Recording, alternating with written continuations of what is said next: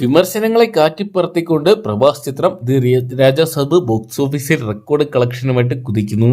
Hello friends, എല്ലാവർക്കും movie talks റിവ്യൂവിന്റെ പുതിയൊരു video ഇട്ട് സാധാരണ വീഡിയോ ഇപ്പോൾ നമ്മൾ പങ്കുവെക്കാൻ പറഞ്ഞ ദി രാജാസാബ് എന്ന് പറയുന്ന ഏറ്റവും പുതിയ പ്രഭാസ് ചിത്രത്തിന്റെ ആദ്യ ആഴ്ച പിന്നിടുമ്പോൾ ഇതുവരെയുള്ള 9 ദിവസത്തെ വേൾഡ് വൈഡ് കളക്ഷൻ റിപ്പോർട്ടാണ്. വീഡിയോ ആദ്യമായിട്ട് കാണുന്ന സുഹൃത്തുക്കാണെങ്കിൽ ഏറ്റവും ലേറ്റസ്റ്റ് ആയിട്ടുള്ള ബോക്സ് ഓഫീസ് കളക്ഷൻ റിപ്പോർട്ടുകൾ അറിയാൻ വേണ്ടി ഇപ്പോൾ തന്നെ ചാനൽ സബ്സ്ക്രൈബ് ചെയ്ത് നോക്കുക.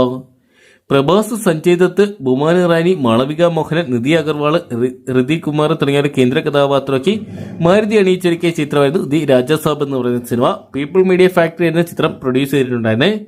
ഏകദേശം വമ്പൻ ബഡ്ജറ്റിലെത്തിയ ചിത്രമായിരുന്നു ദി രാജാസാബ് എന്ന് പറയുന്ന സിനിമ. ഏകദേശം 350 കോടിയോളം ബഡ്ജറ്റ് കണക്കാക്കപ്പെടുന്ന ചിത്രം ബഡ്ജറ്റ് വൈസ് കണക്ക് ചെയ്യുമ്പോൾ ബോക്സ് ഓഫീസ് പരാജയമായിട്ട് മാറുമെന്ന് വേണമെങ്കിൽ പറയാം.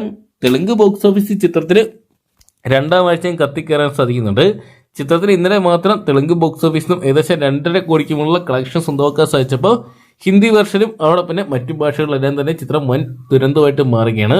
ഇതിനോടൊപ്പം തന്നെ ചിത്രം വേൾഡ് വൈഡ് ബോക്സ് ഓഫീസായിട്ട് 200 കോടി പിന്നിട്ടെന്ന് ചിത്രത്തിന്റെ അണിയറ പ്രവർത്തകർ അവകാശപ്പെടുന്നുണ്ടെങ്കിലും സ്കാനിംഗ് പുറത്തുവിടുന്ന കണക്കുകൾ പ്രകാരം ഏകദേശം 193 കോടി രൂപ മാത്രമാണ് ചിത്രം സ്വന്തമാക്കിയിരിക്കുന്നത്.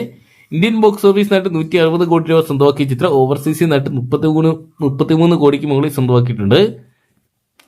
ആദ്യ ദിനം നേടിയ കളക്ഷനാണ് ചിത്രം ഇത്രയും വലിയൊരു കളക്ഷൻ സ്വന്തമാക്കാൻ സാധിച്ചത്. എന്തൊക്കെയാണ് ചിത്രം ബോക്സ് ഓഫീസിൽ പരാജയമായിട്ട് മാറുന്നു എന്ന് വേണം നമുക്ക് ഇപ്പോഴത്തെ കളക്ഷൻ റിപ്പോർട്ടുകൾ പരിശോധിക്കുമ്പോൾ കാണാൻ സാധിക്കുന്നത്. എന്തൊക്കെയാണ് ചിത്രം വരും ദിവസങ്ങളിൽ ബോക്സ് ഓഫീസിൽ വൻ ചലനങ്ങൾ സൃഷ്ടിക്കുമെന്ന് കണ്ടു തന്നെ അറിയാം. അപ്പോൾ ഇത് രാജാസാബ് എന്ന് പറയുന്ന സിനിമ നിങ്ങൾ കണ്ടിട്ടുണ്ടെങ്കിൽ സിനിമയെക്കുറിച്ചുള്ള നിങ്ങളുടെ വിലയേറിയ അഭിപ്രായങ്ങൾ കമന്റ് ബോക്സിൽ പങ്കുവെക്കുക. വീഡിയോ ഇഷ്ടപ്പെട്ടെങ്കിൽ ലൈക്ക് ചെയ്യാനും ഷെയർ ചെയ്യാനും ചാനൽ സബ്സ്ക്രൈബ് ചെയ്യാനും മറക്കണ്ട.